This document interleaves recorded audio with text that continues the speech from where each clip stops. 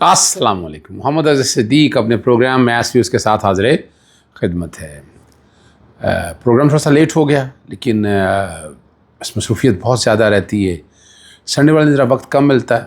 اور لیکن آپ اگر آج نیشنل سینیریو پہ دیکھیں گے جنہیں دہشت گرد کہا جاتا تھا، جن کے نام دہشت گردی میں ڈال دیے گئے، ان صحافیوں کے لیے، ان لوگوں کے لیے آج اس مشکل وقت میں وہ کھڑے ہیں.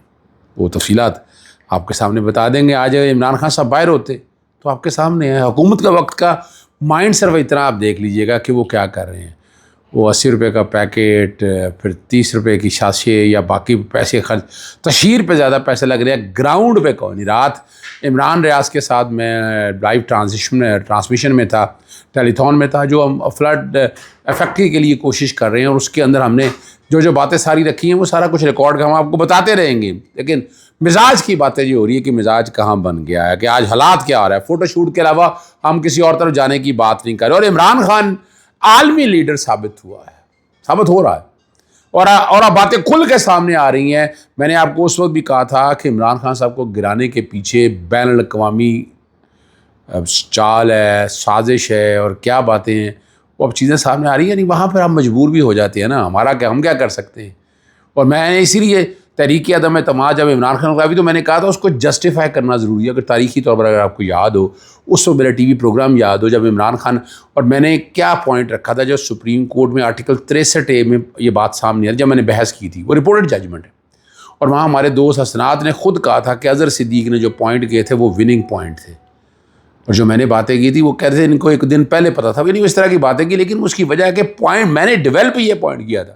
میں کہا تحریک عدم اعتماد کے ذریعے لوگوں کو نہیں گرایا جا سکتا. لوگوں سے مراد ہے وزیر اعظم کو. اس کے پہلے آپ کو آپ نے خود بیٹھ کے طے کیا، چھانگا مانگا کی سیاست ختم کی، ڈیفیکشن کا معاملات کو لے کر گئے. اس میں عمران خان کا کیا تھا؟ عمران خان کی بات وہی آگئی تھی کہ یوکرین کا ساتھ دینا. اب ڈراپ سائٹ نے بہت سی کہانیاں بتا دی. تو میں نے اس وقت کیا کہا تھا کہ جناب اگر آرٹیکل 95 کے تحت ٹھیک ہے، آپ کے پاس میجورٹی موجود ہے، آپ گرا سکتے ہیں. 4 سے 7 دنوں کے 7 دنوں کے اندر تحریک اعتماد پہ ووٹنگ ہونی ہے. 4 دن سے پہلے ہو نہیں سکتی اور 7 دن کے بعد ہو نہیں سکتی. اور 28 مارچ کا میرا ٹویٹ بھی 27 مارچ کا میرا ٹویٹ بڑا پاپولر ہوا تھا. ہو سکے گا تو لگا دیں گے، لیکن آپ کے سامنے میں بتاتا چلوں. پھر 28 مارچ سے 3 اپریل تک کرنا تھا. 3 اپریل کو پھر اسمبلی گرا دی گئی. یہ بھی تاریخی بات ہے. میرا ٹویٹ بڑا کلیئر ہے. عمران خان چکا مارنے کے لیے تیار، اپوزیشن کیمپوں میں پریشانی، تحریک اعتماد ابھی اپنا قومی اسمبلی میں پیش نہیں ہوئی ہے، صرف اور ایجنڈے کا حصہ نہیں ہے. ٹھیک ہے نا جی. جب ایجنڈے کا حصہ آ جائے گی تو پھر آپ اسمبلی ڈیزالو نہیں کر سکتے. اسمبلی ڈیزالو آج بھی ہو سکتی ہے، یہ میں نے اس وقت کہا تھا.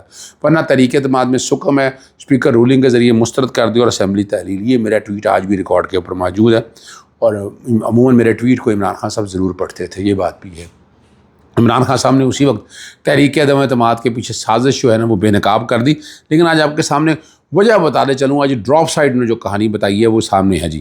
اور عمران خان صاحب کو عالمی سیاستدان اور لیڈر کہتی ہیں تو یہ بالکل درست ہے، اور اس کا کردار بالکل بین الاقوامی نوعیت کا ہے. اس تناظر میں ڈراپ سائٹ کی جو رائے بھی ہے اہم ہے. روس یوکرین جنگ میں عمران خان کے کردار پر بات ہو رہی ہے. اور دیکھیں، اور وہاں جس تناظر میں بات ہو رہی ہے وہ میں آپ کے سامنے رکھتا ہوں، یا وہ آپ کے سامنے میں رکھ دیتا ہوں. اور عمران خان اس کے آمادہ نہیں تھے. اور اس ویب سائٹ کا کہنا ہے کہ مغربی ممالک میں عمران خان پر دباؤ ڈال رہے تھے کہ روس کے خلاف یوکرین کو اسلحہ فراہم. لیکن عمران خان نے مارچ 2022 میں یہ دباؤ عام کے سامنے جلسوں میں بے نقاب کر دیا اور بتایا کہ جس کی وجہ سے ان کی تحریک عدم اعتماد آئی اور اس کے بعد ان کی حکومت کا خاتمہ کر دیا گیا. اب یہ باتیں اب ساری کھل کے آئیں گی آپ کے سامنے، اور یہ بڑا اہم معاملہ ہے. میں نے آپ کے سامنے کہا تھا ستمبر بہت اہم ہے. ستمبر ہوگا. اب ستمبر کے اندر یہ باتیں اب سامنے آ رہی ہیں آپ کی، اور نومبر تک کسی ایک طرف بات چلے گی. بین الاقوامی دنیا کے اندر اب فیصلہ کیا ہونا ہے، پاکستان نے کس سمت میں چلنا ہے، پاکستان کی پالیسیز کیا ہونے چاہیے. انہوں نے اپنا سسٹم، انہیں پاکستان سے کوئی غرض نہیں ہے. انہوں نے اپنا ایجنڈا پایا تکمیل تک پہنچانا، اور ابھی تک انہوں نے جتنا ایجنڈا پایا تکمیل تک پہنچانا تھا اتنا پہنچا لیا، اور اس کے رزلٹ بھی بظاہر جو ہیں وہ لے لیے. اور الیکشن میں اب آپ کے سامنے بڑا واضح طور پر ہے دھاندلی، انسانی حقوق کی بدترین خلاف ورزیوں پر عالمی برداری بھی خاموش اس پالیسی کا حصہ تھی. مگر اب جب یوکرین جنگ اختتامی مراحل میں آ چکی ہوئی ہے، موجودہ رژیم کی ضرورت بھی مغرب کو باقی نہیں رہی ہے. میں جو بات کر رہا ہوں یہ بات کو سمجھیے گا، یہ میں نہیں ڈراپ سائٹ کر رہا ہے. اس لیے کامن ویلتھ الیکشن رپورٹ کو لیک کر دیا گیا. کیونکہ اگر یہ رپورٹ 1.5 سال بعد جاری کی جاتی تو اس کو دباؤ رکھنے میں مزید سوالات کھڑے ہو جاتے. مغرب کے لیے زیادہ مناسب یہی تھا کہ اسے لیک کروا دیا جائے، اور اب اچانک امریکہ اور یورپ پاکستان میں انسانی حقوق کی خلاف ورزیاں میں دکھائی دینے لگی ہیں. یعنی آج بات ہو رہی ہے، پہلے نہیں بات ہو رہی تھی. پہلے ایک ایجنڈا اور ٹارگٹ تھا، وہ مکمل کرنا تھا. آپ کنسپریسی تھیوری پہ یقین رکھتے یا نہیں رکھتے؟ میں کافی حد تک رکھتا ہوں. میں ان چیزوں کے باریکی تک ضرور جاتا ہوں اور کوشش کرتا ہوں کہ ڈھونڈنے کی کہ اصل بات بڑی واضح طور پر ہے. اب ایک بات، سپریم جوڈیشل کونسل بڑی اہم ہو گئی ہے. سپریم جوڈیشل کونسل ججز کو نکالنے کے حوالے سے ایک ادارہ ہے جس میں 3 سینئر موسٹ جج ہوتے ہیں. اصولی طور پر تو سینئر موسٹ تو آج بھی جسٹس سعید منصور علی شاہ ہیں چیف جسٹس، چاہے جسٹس یحییٰ افریدی ہیں، جسٹس منیب اختر ہیں. میں تیسرے نمبر پہ رکھتا ہوں جسٹس یحییٰ افریدی کو سینیورٹی کے حوالے سے. وہ چیف جسٹس آپ ہوں گے، اس میں کوئی شک نہیں. ساتھ دو سینئر موسٹ ججز جو ہائی کورٹس کے ہیں. ایک کرسی پہ تو chief justice Lahore high court براجمان ہیں اور وہ وہاں بیٹھی ہیں، اور وہ ہر ایک کو پتہ ہے کہ وہ کون سا ایجنڈا لے کر چلتی ہیں، کس طرح معاملات کو لے کر چلتی ہیں. وہ بتانے کی ضرورت نہیں ہے، اور وقت کے ساتھ ساتھ آپ لوگوں کو اندازہ ہو جانا چاہیے کہ وہ کیا ہے. اب دوسرا بڑا اہم ہو گیا، جنید غفار جو ہیں سندھ ہائی کورٹ کے چیف جسٹس ہیں، وہ ریٹائر ہو رہے ہیں. ٹھیک ہے نا جی، یا ریٹائر ہو گئے. اب طے ہونا ہے کہ سپریم جوڈیشل کونسل کا اگلا رکن کون ہوگا. اور اس میں 2 باتیں شامل آ رہی ہیں. پشاور ہائی کورٹ کے چیف جسٹس وہ بعد میں آئے ہیں. اس طرح اب رہ گیا آپ کے پاس اسلام آباد کا اور بلوچستان کا. اسلام آباد میں 5 جولائی کو ہی آئے ہیں جسٹس سرفراز ڈوگر صاحب، اور روزی خان جو وہاں پر بلوچستان ہائی کورٹ کے حوالے سے ہیں. اور اس کی مثال اگر دیکھا جائے، فروری 2025 میں اشتیاق ابراہیم اور شکیل احمد ایک دن سپریم کورٹ کے جج ہیں، لیکن شکیل احمد عمر میں بڑے تھے اس لیے سپریم کورٹ میں وہ سینئر مانیں گے.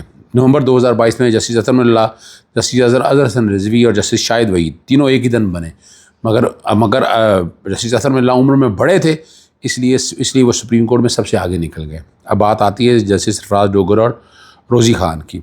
اب وہ ان کی تاریخ کیا ہے میں ان میں نہیں جانا چاہتا، لیکن میں بتا تو چلوں یہ نظر جو آ رہا ہے اور نظر جو بات بڑھوا ہو رہا ہے کہ شاید جسٹس سرفراز ڈوگر صاحب جو ہیں، جسٹس سرفراز ڈوگر ہوں، جسٹس روزی خان ہوں، 2 ججز تو پتہ ایک طرف ہیں، جسٹس منیب اختر اور جسٹس سعید منصور علی شاہ، جسٹس منیب اختر، وہ تو ان کا ایجنڈا نہیں لے کر چلیں گے. لیکن جسٹس یحییٰ افریدی اور جسٹس عالیہ نیلم ایک ہی پیج پہ، یہ کہنے کی ضرورت نہیں ہے، everybody knows about it. اور اگر جسٹس سرفراز ڈوگر آتی ہیں تو اسی طرف جائیں گے، اگر جسٹس روزی خان آتی ہیں تو اس کے بارے میں کہا نہیں جا سکتا. بلوچستان میں کوشش کی جاتی ہے، لیکن بلوچستان میں بھی بات وہی آتی ہے کہ جسٹس قاضی فائز عیسیٰ رہے ہیں، انہوں نے تعینات کیے ہوئے ہیں، تو پھر باتیں تو وہی ہو جائیں گی جو آپ کو سمجھنے والی بات ہے. پھر تو آپ سے اندازہ یہ ہوگا کہ باتیں کس سمت کی طرف جا رہی ہیں.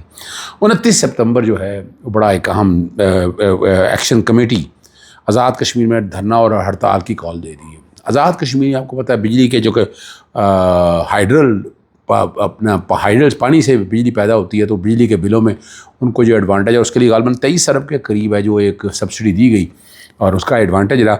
لیکن اب جو بات آ رہی ہے کہ اب آپ کو پتہ ہے ہڑتال کی کال جو دے دی ہے، اس سے قبل وفاقی پولیس کو کشمیر میں تعینات کرنے کا فیصلہ ہے، اور فیصلہ کشمیر پولیس کی درخواست پر کیا جا رہا ہے.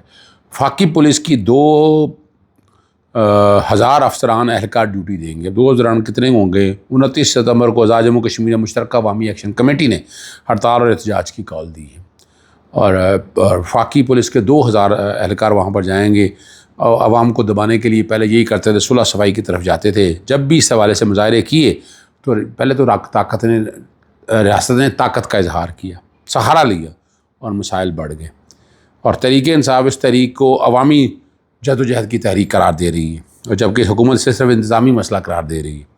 اگر احتجاج پرامن رہا تو اضافی فورس کی موجودگی غیر ضروری طور پر اور اشتعال انگیز ہو سکتی ہے، اور جو بھارتی میڈیا کو پروپیگنڈا کا موقع دے گی. عوام کے مطالبات آٹی اور بجلی پر سبسڈی اور غیر ضروری مراعات ختم کرنے ہیں. ماضی میں آپ کو پتہ میں نے پہلے ہی بتایا تھا کہ 23 ارب کی گرانٹ جو ہے وہ وہاں دی گئی تھی. اب بات چیت ممکن ہے یا نہیں ہے؟ اگر حکومت نے سنجیدگی نہ دکھائی تو اسے عوامی بد اعتمادی اور معاشی نقصان میں اضافہ ہوگا. پہلے ہی ہم بہت بھگت رہے ہیں، پہلے ہی ہم سارا دیکھ رہے ہیں کہ اس وقت حالات کیا ہیں، کس سمت کی طرف چل رہے ہیں. ہم سیلاب کنٹرول نہیں کر پائے، ہم سیلاب پہ ہونے والے نقصانات بھی کنٹرول نہیں کر پائے، ہم لوگوں کو ریلیف بھی نہیں دے پائے. مانیں اس بات کو. آپ کا جو نیشنل میڈیا ہے یا ہمارے ٹی وی چینلز ہیں، وہ اتنے اسکرو ٹائٹ کر دیے ہوئے وہ سچ نہیں دکھا پا رہے. کم از کم ان کو سچ تو بتانے دیں, سچ تو دکھانے دیں. اجازت چاہتا ہوں. السلام علیکم, اللہ حافظ. پاکستان زندہ باد.